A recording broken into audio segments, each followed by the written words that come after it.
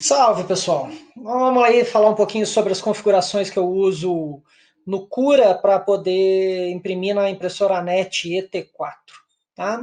Então tá aqui, né? Já está configurado aqui a impressora ANET ET4, né? No final do vídeo eu mostro as configurações que estão aqui dentro que eu uso.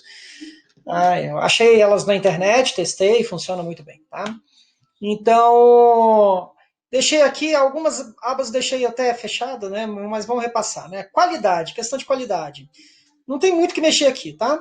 Então você só trabalha a altura da camada, né? De 0,1, 0,15 e 0,2. Imprimir perfeitamente nessas três configurações, sem problema nenhum. Então, da aba qualidade, a gente não tem o que dizer. Tá? Dentro de perímetro, tá? Dentro de perímetro também aqui dentro não tem muito o que mexer aqui dentro, tá? Você vai escolher a quantidade de perímetro que você vai querer, né? De parede, né? A única coisa que quando você for usar uma camada só de parede, né? Igual eu estou aqui imprimindo avião, né? Aqui está uma cauda de avião que eu imprimi hoje, tá? Então uma peça bem sólida, né? Então, mas é um avião, né? Tem que ser leve, né? Então foi usado uma camada só de perímetro só, né? Só uma camada de parede para a peça ficar bem leve. Mas quando eu uso uma camada só de parede, eu tenho que mudar o fluxo. Eu tenho que aumentar o fluxo em 5%, tem que passar para 105%, senão eu vou ter falha de impressão de material.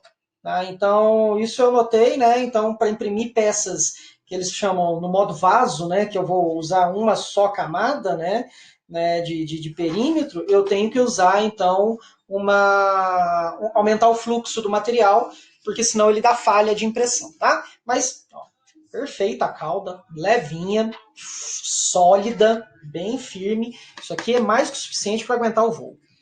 Tá? Então, aqui não tem muito o que dizer, né? 4, 5 camadas, né? É as camadas iniciais, superiores, inferiores, e não tem muito o que mexer aqui dentro, tá? Então, deixa eu passar aqui para a próxima aba, né? Próxima aba, preenchimento. Bom, o preenchimento há um detalhezinho aqui, né? Na sobreposição do preenchimento. Aonde? Aqui, ó. Porcentagem de sobreposição de preenchimento. Quando usa uma camada só, tem que abaixar essa sobreposição, senão ela dá um calo muito grande na peça. Vocês não vão conseguir ver aqui por causa da webcam, né? Mas ela dá um calo muito grande na peça quando você usa os 20% que vem configurado no Cura. Tá? Então, usa 10% para diminuir um pouco esse calo que dá na peça. Tá? Então, mas quando você for imprimir mais de uma parede, né, 2, 3, 4 paredes, né, para deixar peças mais resistentes, mais fortes, né, mais estruturais, pode usar os 20% de sobreposição, tá? Continuando aqui, material. A única coisa que eu mexo em material aqui é o fluxo. Né? Quando eu imprimo mais de uma parede, então 2, 3, 4, 5 paredes, eu deixo em 100%. Tá? Mas quando eu vou imprimir uma parede só, como é o caso aqui da cauda do avião, tá? Eu aumento para 105% para evitar de falha de material. Tá? Então, tenho tido excelentes resultados aumentando o fluxo, né, quando eu imprimo materiais muito finos, né? Então, o pessoal chama de modo vaso, né?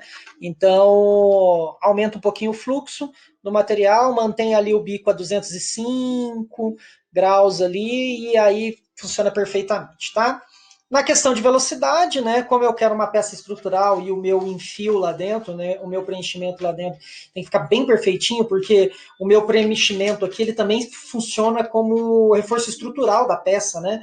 Então eu fiz aqui para ele fazer um X aqui dentro, né? Então tem 2% de preenchimento aqui, para ele fazer um X, e esse X funciona como uma cruzeta dentro da estrutura para melhorar a resistência estrutural da minha peça. Então, e tem ficado excelente, né? Os aviões têm voado, né? Então, eu aumento aqui o preenchimento para ele ficar bem perfeitinho, eu diminuo a velocidade do preenchimento, né? Porque é uma fatiazinha bem fininha que ele põe de material, então eu diminuo a velocidade do preenchimento, né? E a parede exterior também, como é uma peça que tem a parede exterior é a única parte da peça mesmo, né? Então também mantém 40. Mas pode trabalhar com 60 aqui, quando você for fazer impressões com mais camadas, mais parede, pode colocar 60 que ela imprime perfeitinho, tá? Às vezes você só dá uma mexidinha no fluxo lá, se tiver algum problema de falha de impressão, tá? É aqui que mora onde eu quebrei a cabeça pra caramba para acertar as peças, para elas ficarem bem impressas, para elas ficarem bonitas, né? Dentro do negócio que chama percurso, tá certo? Então tem que habilitar a retração, sem retração não dá certo. Tá? Então tem que habilitar a retração. Eu uso aqui 7,5 milímetros de retração. Tá? E a velocidade aqui de retração, a velocidade que ele puxa o filamento, 40 milímetros, e a velocidade que ele empurra o filamento, 60 milímetros por segundo. Então, para puxar, ele puxa mais lento, e para empurrar, ele empurra mais rápido. Tá? Consegui excelentes resultados com isso daí, né? Tanto é, ó, peça perfeitinha, tá? Então, e um outro detalhe muito importante aqui, que tá aqui, ó.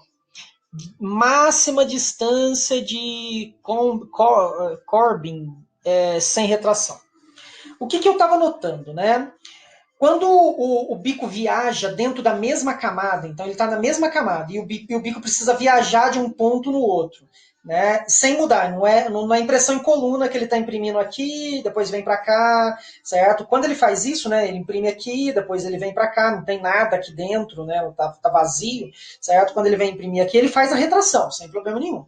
Mas quando ele está dentro da mesma peça, né? Quando ele está dentro da mesma peça, dentro da área da peça ainda, certo? E o bico precisa viajar dentro da área da peça, certo? Eu tinha notado que é o seguinte, na viagem do bico, certo? Como ele não fazia a retração, o material quente se expandia dentro do bico e ele ia depositando esses fragmentos de material dentro da peça. Dava até calo, o bico tropeçava na peça, descolava a peça da máquina, fazia barulho e tocava aquele salseiro, né? Então, ele viaja ali dentro, né? E por aí vai, tá? Então, nesse viajar ali dentro, ele tem que fazer a retração. Tá certo? Então, para ele fazer isso, você tem que colocar que vem zero aqui, vem escrito zero aqui. Eu coloquei 5 milímetros. Então, significa o seguinte, se ele viajar 4 milímetros, ele não faz a retração. Mas 4 milímetros ele viaja tão rapidamente que não dá tempo do material expandir no bico ali e fazer alguma coisa de errado. Tá? Mas acima de 5 milímetros ele vai realizar a retração. E aí, quando ele realiza a retração, nessa viagem ele não deposita material. Tá?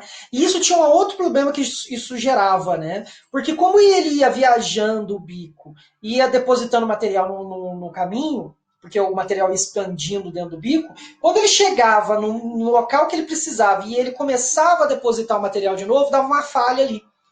Né, dava um buraco na peça ali. Por quê? Porque aquele material que ele largou no caminho era o material que ele tinha calculado para colocar naquele início. Certo? Então, dava problema também, ficava cheio de buraco a peça e perdia qualidade, perdia resistência, né? Nossa, quanto disso daqui eu perdi no começo, né? Gastei um monte de material para conseguir imprimir e chegar aonde está aqui. Tá? Então,